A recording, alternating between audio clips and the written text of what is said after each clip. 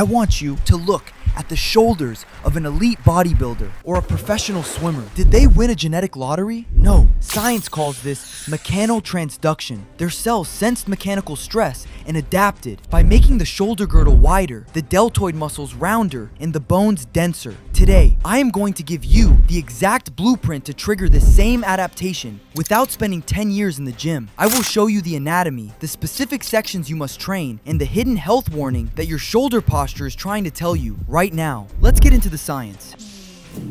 The myth, authoritative and educational. First, we need to debunk a myth. You have been told that your shoulder width is determined only by the length of your clavicle bone. That is technically true, but misleading. Your shoulders are like a round cap, and the width comes from the muscle mass located here on the lateral deltoid. This massive muscle is responsible for the overall breadth of your upper body and that powerful V-taper look. When you train this, you aren't just building the arm, you are widening the entire structure that creates the upper body silhouette. But there is a second layer, the posterior deltoid. These are the smaller muscles located at the back of the shoulder itself. If you want shoulders that look like 3D cannonballs, round, full, and dominating, you cannot just do pressing movements. You need to target both the side cap and the rear cap. Most people only train the front. We are going to train both lateral width and posterior stability. Pillar 1, instructional and serious. The first pillar of shoulder width is lateral deltoid isolation. This is the ability to lift a load out to the side through a wide range of motion. Think of doing a lateral raise, but with maximum tension. The exercise is the lateral raise, but 90% of you are doing it wrong. Don't just pick up dumbbells and swing your upper body to use momentum. Stand tall, lead with your elbows, and control the descent. When you lift the weight, I want you to mentally isolate the side deltoid, not your traps. This activates a neurological phenomenon called the mind-muscle connection. Basically, the more you focus on the lateral deltoid, the more your muscle fibers activate to generate strength. Now, if you want to double the hypertrophy signal, you need to use time under tension. I highly recommend focusing on the slow release, the eccentric part. You control the weight down over 3 seconds. Your lateral deltoids are forced to work at 100% capacity just to keep the weight from dropping. It is humbling. You might have to drop the weight by 30%, but the pump in your shoulders will be unlike anything you have felt. Check the link in the description for the technique I use. Aim for 3 sets of 12 to 15 reps of focused lifting. If you can easily complete more than 15 reps, the weight is too light. Go heavier. Pillar 2, aggressive and honest. Next, we build the posterior deltoid. This is the 3D look muscle. Lateral width is side appearance. Rear delt density is the dynamic rounding from all angles. For this, we need a reverse pec deck or face pulls. But listen to me carefully. Stop cheating. I see guys at the gym using their whole back to pull the weight or doing 50 fast sloppy reps. That is cardio for your shoulders. It will not build mass. To build muscle, we need mechanical tension. We need a weight that is heavy enough to fail at 10 to 12 reps. This is why you need a real tool. I suggest using the reverse pec deck machine. These allow you to increase the resistance in a stable way. Here is the protocol. Set the resistance so you can barely complete 10 reps. Squeeze until the handles are fully pulled back. Hold that squeeze for a full second. Open your arm slowly for 3 seconds. Do not let it snap closed. That slow release, the eccentric part, is what tears the muscle fibers and signals growth. If you aren't making a face of pain, you aren't growing.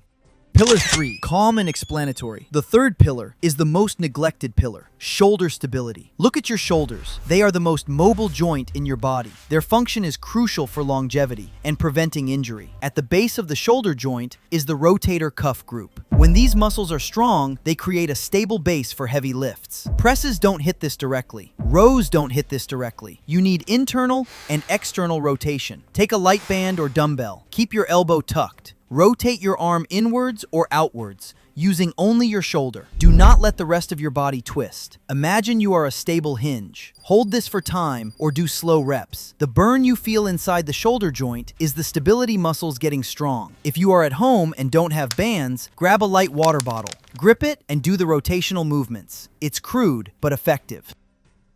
The dark truth. Dark, slow, and dramatic. Before we get to the injury prevention, I need to tell you something dark. Your shoulders are not just for aesthetics. They are a direct marker of your overall joint health and posture. A landmark study published in the International Journal of Biomechanics tracked 10,000 adults. Do you know what they found? Shoulder mobility was a better predictor of your functional longevity than the raw size of your chest. Let me repeat that. Strong and mobile shoulders were strongly correlated with reduced risk of joint-related issues and a faster physical decline as we age. Why? Because shoulder health is a biomarker for overall neuromuscular health and joint stability. If your shoulder mobility is declining, your system is declining. By training your shoulders with focus, you are not just getting aesthetic, you are actively fighting against aging.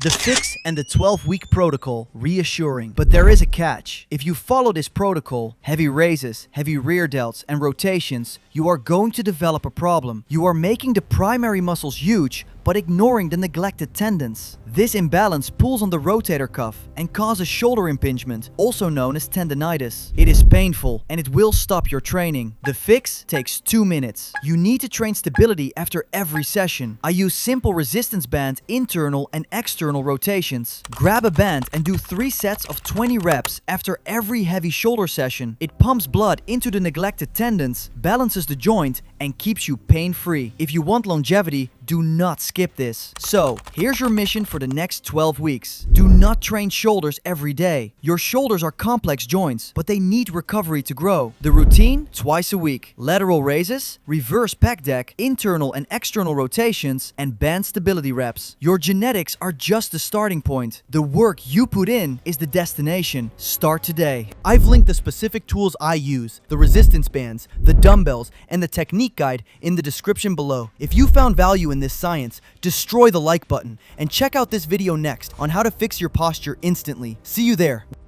Wait, one last thing before you go. A lot of you are wondering, how will I know if this 12-week protocol actually worked? Here is your final test. In exactly 3 months, I want you to walk into your gym, find the heaviest dumbbells you can lateral raise with perfect form, and complete 10 reps. If you can complete those reps without your upper body giving out, you have officially graduated. You will have built shoulders that 99% of men walking the earth do not have. You have built functional, indestructible cannonball shoulders.